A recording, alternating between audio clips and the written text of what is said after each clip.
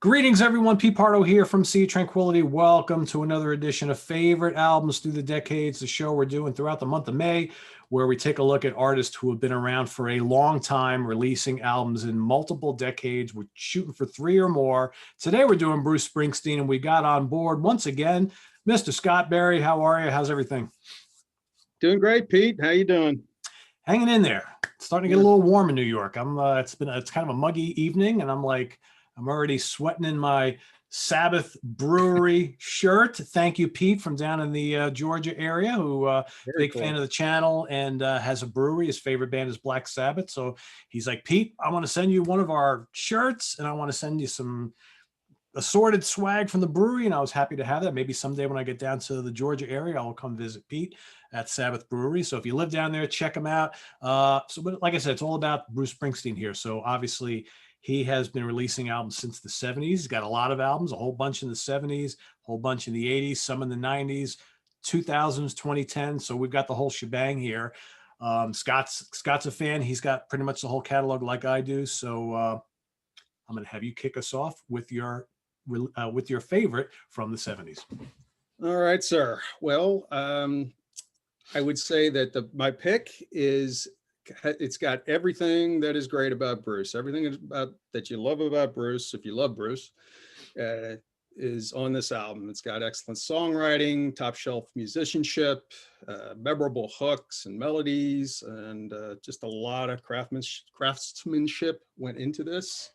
And of course, I'm talking about Born to Run. Born to Run.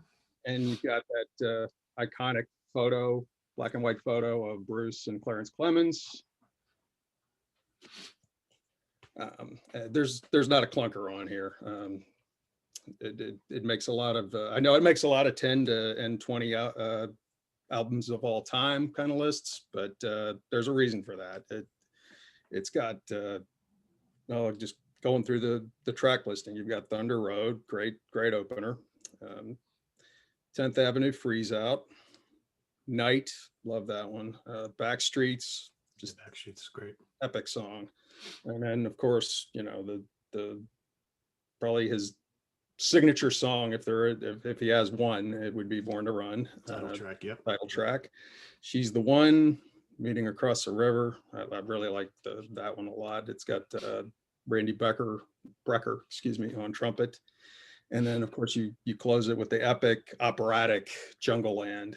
And you just can't really top that. It's my favorite Springsteen album of all time. This is the first one that's got Max Weinberg on drums and Roy Bataan on piano. And those guys are still with him today. And it might be a little obvious, but I think if one of us didn't pick it, there might be a riot, I absolutely agree with you. I absolutely agree. So I had a hard time with the 70s here because for me, there's 3 albums that I like pretty much equally. And my brain told me, you got to pick Born to Run. My heart and my gut told me you either have to pick The Wild, the Innocent, the E Street Shuffle, or Darkness on the Edge of Town. And I went back and forth and back and forth and back and forth. And I ultimately went with this one. And I think it comes down to, and I agree with everything you said about Born to Run. It is legendary, a classic. On most days, I probably say if it's not my favorite Bruce album, it's number 2. So I'm not going to pick it today. I'm actually going to go with this one. And I think what it comes down to is that some of my favorite Bruce songs are on this album. And even though I think Born to Run is probably a tighter, better album start to finish, sure, because this has Prove It All Night and The Promised Land and Adam Raised the Cane and Badlands and Candy's Room and the title track. I just love those songs so much. I had to go with this one. Right. And again, this is kind of like, and again, I'm not a big, you probably heard me talk about this before. I'm not a big fan of the cover or I the remember. back cover. It's just like, you and Martin. Yeah. Yeah, I'm not, but I think this album, it's his most rocking album. I do want to give an honorable mention to this because we're talking about kind of the holy trinity of the 70s absolutely. I love this album. I think this album is great because it's got all these extended songs, right? And this is kind of very different. It's really different, and it's very kind of gritty almost. But at the same Jazzy, time, little funky. little funky, little jazzy in spots, right? I mean, New York City Serenade is like a 10-minute long, like Oh, love New that, York yeah. City jazz tune. It's great. Rosalita is fantastic. Incident on 57th Street is great. The E Street Shuffle is great. I mean, Kitty's back. It's a really, really fantastic album, and I wanted to kind of give it a little bit of props here. But you know, when it comes down to it, I think this decade is all about Born to Run in Darkness. So we've got them both represented here. So now the hard part of this is done, right? And we can move into the 80s, which I think it gets a little easier from here. And then later on, it gets tough again. So I'll have you go with your 80s selection. I'll be honest with you. 80s, I kind of struggled with a little bit because there were 3 albums that I really thought were worthy. And it might not be the same 3 that you're thinking of. And if anybody saw Hudson Valley Squares last week, you know that Pete just loves this album. Sorry, man, I had to do it. That's all right. Hey, it's been a favorite for a while. It's not probably one of his more accessible albums. It's just basically 3 chords and the truth. You know, him, acoustic guitar, harmonica, and just the songs. And what you have here is the best of what's on any Bruce album. It's the songwriting, the storytelling, and the stories are here. They're kind of dark stories. The first one's about a serial killer. I mean, you can't get much more dark than that. You've got a song about Atlantic City, you know, about a gang war. You've got Johnny 99, a guy that loses his job, and which seems to happen in a lot of Bruce songs. People lose their jobs, but this guy goes and commits a holdup and kills a guy, and he ends up getting sent up for 99 years, hence the name. Highway Patrolman, about 2 brothers, one that's a cop and one that is always getting into trouble, and obviously their relationship is very strained. But it gets a little brighter on the one side too, on Used Cars. Open All Night's probably the most upbeat song on the album. I think there's a little electric guitar on that one. And My Father's House, and it kind of ends on a positive note, with Reason to Believe. So I love The River. I love Tunnel of Love. I think Tunnel of Love is maybe an underrated album in his catalog. But yeah, I wasn't never that big on Born in the USA. I am not a fan of that album. I kind of look at that the way a lot of longtime Metallica fans look at the Black Album. Good analogy. I absolutely agree with you. Yeah. I don't hate it. I think it's got some good songs on it, but I think it's the production and the instrumentation on it. It's not the Bruce that I like to hear. It sounds to me, that album to me sounds like he was trying very hard to get a bunch of hits, and he kind of went away from what he does so well. Granted, there are some good tracks on it. I agree with you, but I never listen to that album anymore. I just, I don't know, maybe some of the songs are just overplayed, but I think, I don't know. I like, for me, the true E Street Band albums. Those are the ones I tend to gravitate towards. I like the big full band type of thing. So that's why for the 80s, I'm going to go with The River. Double album set, some great stuff on here. You know, I don't know whether I love this album start to finish. There's a lot of material on here, but there's enough on here that's great. I mean, the Ties That Buy, yeah. I mean, it's a great song, right? Sherry Darling's great. Jackson Cage is awesome. Two Hearts is fantastic. Independence Day, I love side 1. Hungry Heart, of course, big hit for him. Out in the Street. What else? Title track is good. Point Blank, it's a great song. Cadillac Ranch is a lot of fun. I'm a Rocker. What else? The Price You Pay is great. Wreck on the Highway. Yeah, there's a lot of stuff on here. This is probably one of those, you know, legendary double albums that's legendary for a reason, and easily my favorite from this decade. So you know, he'd originally planned that as a single album. In fact, there's a box set that actually has the single album version of it, and there were some different songs on it. It wasn't all the songs that appeared on The River, and there were a lot of good ones missing on the single album that made it onto the double. So it's kind of interesting to see the evolution that happened there. If you ever Yeah. get a chance to hear that. Yep. So we moved to the 90s. 90s, I struggled as well, but not for the same reasons as I did for the 80s. Seemed like Bruce kind of hit a wall in the 90s, as many artists of his generation did. Some of them in the 80s. I know Bob Dylan and Neil Young, they put out some sucky albums in the 80s.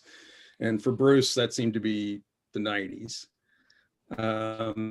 3 studio albums.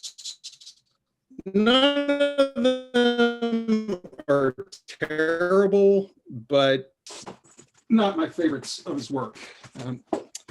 As I'm sure you're aware, he put out these two, Lucky Town and Human Touch, together. Yep. Released them simultaneously, like Guns N' Roses did with their Use Your Illusion albums. Use Your Illusions, yep. Yeah, exactly. And like those albums, not that they have a lot in common, but basically these could have been one album, you know. I think if you took the best 5 or 6 songs off of each of these, you'd have It's a pretty good album then. It'd be a decent album. It would be one of his better albums. Certainly be a solid album. You know, it's no Born to Run, of course, but what is, right? I would kind of go with Human Touch over Lucky Town. Personally, it's got more songs that I like. Title track is great. I like Gloria's Eyes, With Every Wish, Roll of the Dice, Man's Job, and Long Goodbye. Those are my favorites off of there. And if you added, say, Better Days, Lucky Town, If I Should Fall Behind, that's a really good one on Lucky Town. Really sounds good live. I think you'd have a pretty solid album. Maybe call it Lucky Touch. I like that. But yeah, that would ideally that's what I'd do. Yeah. I'm in total agreement with you. I'm going to go with Human Touch just by a nose. I'm not a huge fan of either. There, like you said, there's solid tracks on here, and you know he's got a really good lineup of musicians on here. I mean, it's Randy Jackson and Jeff Porcaro, Right. Roy Batan's on here, Patty's Sure. on here. He's got David Sanchez. So there's a lot of familiar faces, but it's not quite the same. And the chemistry's not quite there. You know, it's really not. It's kind of the whole album and the other one feels really slick. And again, you know, the 90s were tough for a lot of veteran rockers, right? Exactly. And I think, you know, Bruce was just trying to find his way through the decade. He figured he can do it on his own. And granted, these made a lot of money, right? So it's not like his career really suffered for it. But I felt that there was something missing. And I agree with most of the songs you mentioned. I think there are like, put the two albums, take the best of the both albums, put them together, and that's a pretty damn solid Bruce album. Right. Maybe a little more than solid, but as it is, this is an okay album. The other one's okay, but none of the albums from the 90s really thrill me all that much. They're okay, but Exactly. they're not albums I go back to. They're pretty uneven. Yeah, they are, and I don't revisit them all that often. The Ghost of Tom Joad is also another one that I really am not that into. I listened to all the 90s albums in preparation for this, and I hadn't listened to these two in a while. And actually, they're better than I remember them. At the time, I wasn't even, I'd been a Bruce fan for a while, and I kind of got away from that for a while, and I wasn't listening to his stuff so much. So I didn't even buy these when they came out. And then when I did later, it was like, it was more out of like I kind of felt obligated to get them, you know. But gotta have the whole collection, right? Yeah. But they're better than I remember them. I think they've aged better than you might think they would have. All right, now the 2000s. Here it gets a little different now. Now it gets tough again because we've got some pretty good stuff here from 2000 to 2010 and on. So I would agree with that.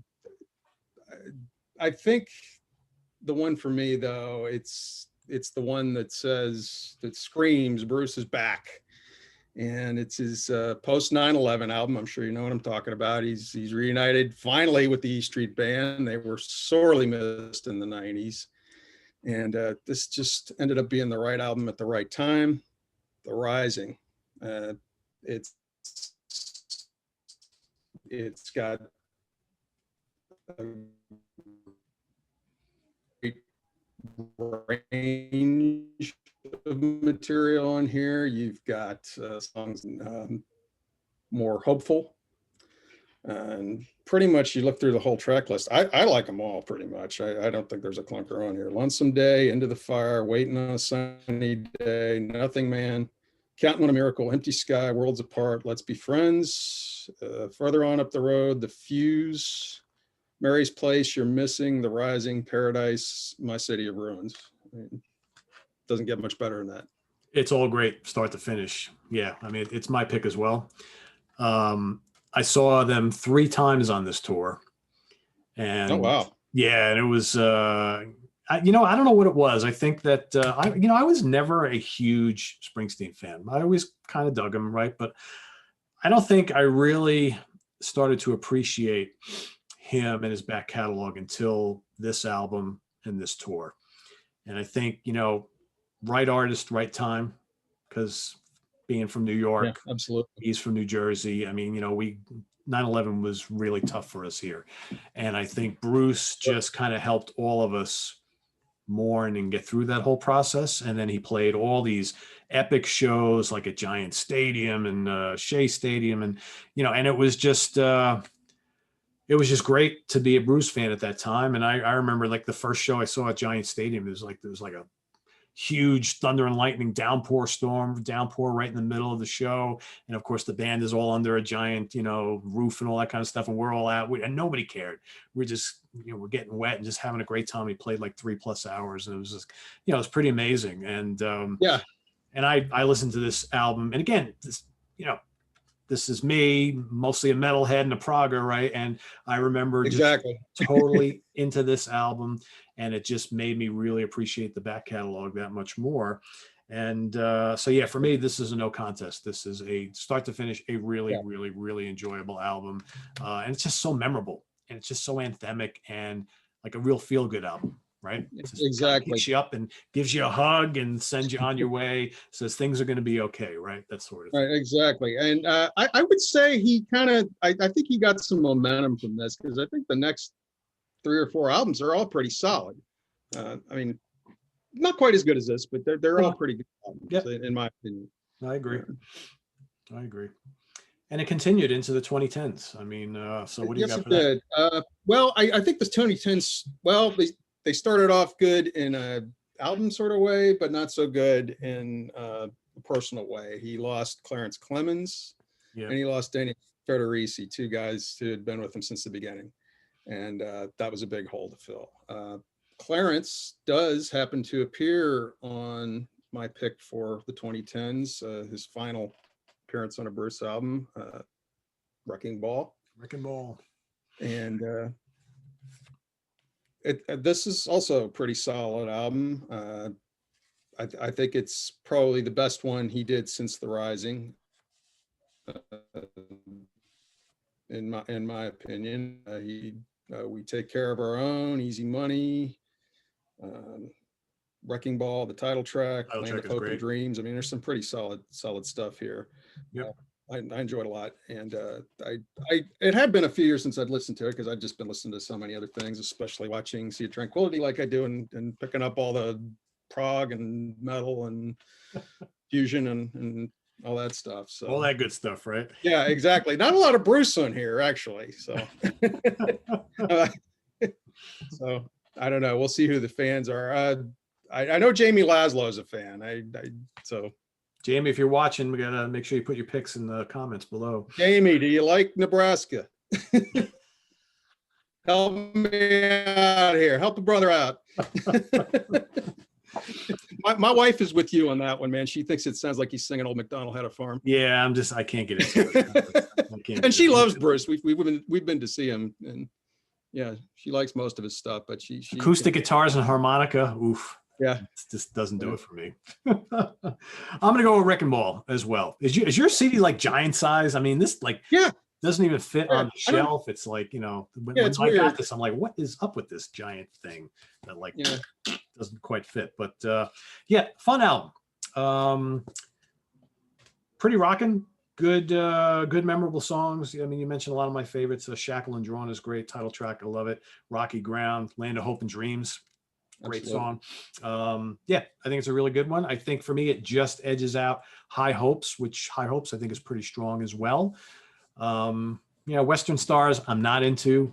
But Yeah, I these wasn't two, into I that think, either. yeah, it's not my. I tried to like it, and I don't know. It's kind of like they took some music from a John Ford Western or something, and they and Bruce sings over it, and it just Yeah, doesn't work for me. It nope. sounds weird. And I Yep, was like, God, I hope this isn't his last album. You know? I know, right? Well,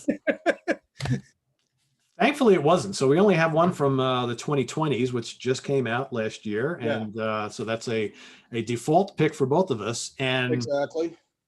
I don't know about you, this might be my favorite since The Rising. I would go with that. I think it's pretty solid start to finish. You got the E Street Band back on here. Again, you've got Clarence's nephew Nephew, yep. playing sax on this.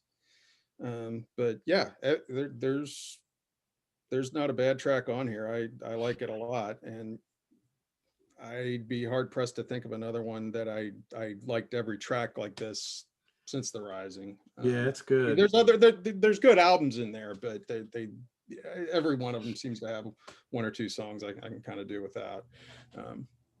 And you talk about this a lot, in the CD that kind of came about in the CD age, is there seemed to be this sort of obligation to fill out the CD with tracks, and it's like a lot of times they're not good anyway. So it's like, yeah, make a shorter album and Sometimes better. 45 minutes is all you need, right? Yeah, more or less. I mean, yeah, sometimes people pull it off, but it Oh, sure, sure.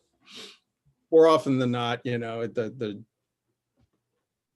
yeah, around 40-45 minutes, maybe 50 Maybe tops, 50. Yeah. I mean, there's plenty of good 60-minute I think ones. this one clocks in at about an hour, just Yeah, I just think under it's an just under an So- hour. Yeah. so- It goes good. I mean, goes against what I said there. no, but there's no real filler on here. Janie Needs a Shooter is great. Rainmaker's awesome. House of a Thousand Guitars is pretty cool. Title track is great. Burn and Train is a lot of fun. I even like the kind of weird, like it's kind of like downbeat opener. 1 minute you're here, which I remember, like, speaking to Jamie Laszlo, he actually picked this up before me. I think he got it the day it came out, and he's like, did you hear the new Bruce yet? I'm like, no, I haven't heard it yet. He goes, it's really good. He goes, but don't judge it by the first track. The first track is kind of like, really low key, and then it just kind of. He knew you didn't like the harmonica and the acoustic guitar and all that. I know, but I don't mind it on here. It's not Yeah. bad. Power Prayer is a great song. I don't know. I like it. I think it's strong, it's memorable, and fun album, and just goes to show you that the guy still has something up his sleeve, right? So Yeah, and at 71, not really showing signs of slowing down. no, God, 71, it's crazy. Yeah, it's crazy. Yeah, I mean, still going. Look at all the bands you cover on here. I mean, Deep Purple and Uriah Heep, and those guys are still going. Blue Oyster Cult, AC/DC. Yeah. I think it's kind of jarring, when you all of a sudden realize that all of your heroes are in their 70s now, but then you look at your own age and you're like, oh shit, I'm not that far behind, right? It's like, I guess I'm getting older too, right? So yeah. Got the olds. Yeah, we got the olds, right? As Mr. Allo always says. So there you have it, everybody. Favorite albums through the decades for Bruce Springsteen, the man from New Jersey. So if you are a fan, in the comments below, please give us your favorite from each decade he's released albums. If you're not, well, hey, what can I tell you? Not everybody likes everything, right? That's quite all right. I know we do have some Bruce fans here on the channel, so may not be the majority, but we got a dog alert. There we go. Cool. Oh yeah, that's Solo. What's happening? Solo. Hey, buddy.